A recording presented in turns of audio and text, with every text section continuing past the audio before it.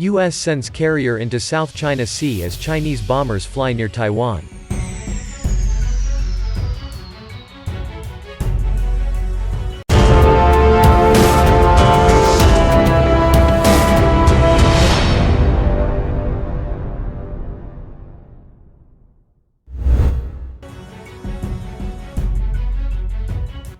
The U.S. sent an aircraft carrier strike group into the disputed South China Sea the same day China dispatched a fleet of 13 warplanes, including nuclear-capable bombers, into the southwestern corner of Taiwan's Air Defense Identification Zone, ADIZ.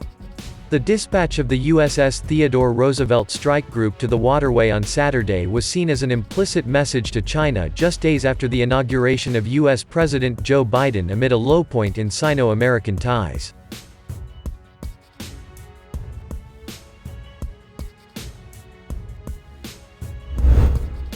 It was unclear if the timing of the Chinese moves near Taiwan and the Roosevelt entering the South China Sea were related, but satellite imagery and tracking websites appeared to show that the carrier had transited the Bashi Channel between Taiwan and the Philippines the same day.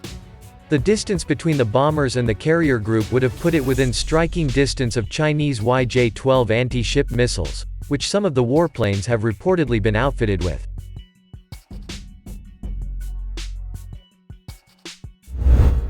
The U.S. Indo-Pacific Command said in a statement Sunday that the carrier strike group was on a scheduled deployment to the U.S. 7th Fleet to ensure freedom of the seas. The strike group was conducting maritime security operations, which include flight operations with fixed and rotary wing aircraft, maritime strike exercises, and coordinated tactical training between surface and air units, the statement added.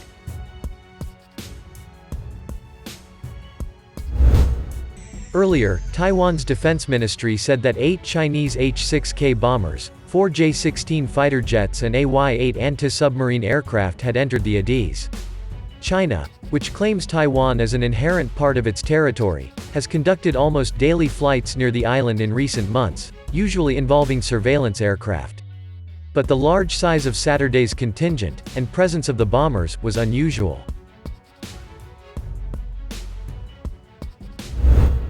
Taiwan's defense ministry said its military had warned away the Chinese aircraft and deployed missiles to monitor them, the ministry said. Airborne alert sorties had been tasked, radio warnings issued and air defense missile systems deployed to monitor the activity, it said in a brief statement on its website.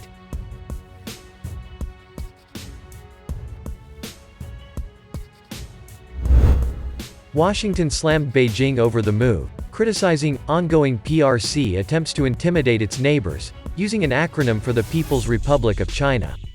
We urge Beijing to cease its military, diplomatic, and economic pressure against Taiwan and instead engage in meaningful dialogue with Taiwan's democratically elected representatives, State Department spokesman Ned Price said in a statement.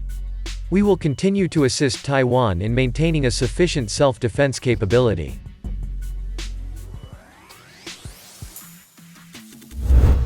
The statement could indicate that the Biden administration will continue to engage Taiwan, much to the chagrin of China.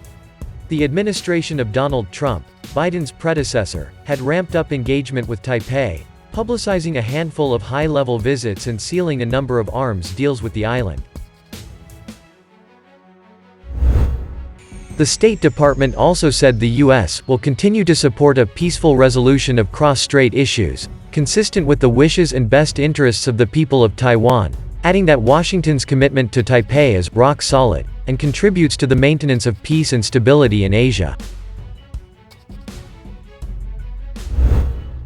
Indeed, Biden's nominee for Secretary of State, Antony Blinken, said last week during a confirmation hearing that he was in favor of greater engagement with Taiwan. Still, some of the language in the statement was markedly toned down from the fiery rhetoric of the Trump administration, including a pledge to stand by communiques agreed to with China on the political status of Taiwan.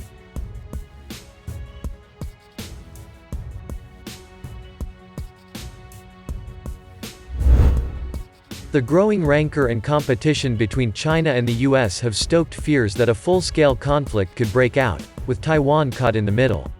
Beijing views Taiwan as an inherent part of its territory and sees it as a renegade province that must be brought back into the fold, by force if necessary.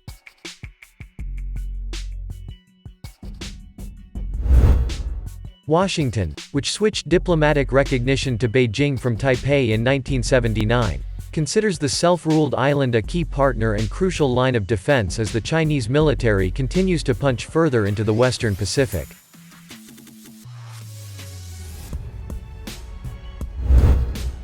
Although it no longer formally recognizes Taiwan, the United States is required by law to provide Taipei with the means to defend itself, according to the Taiwan Relations Act.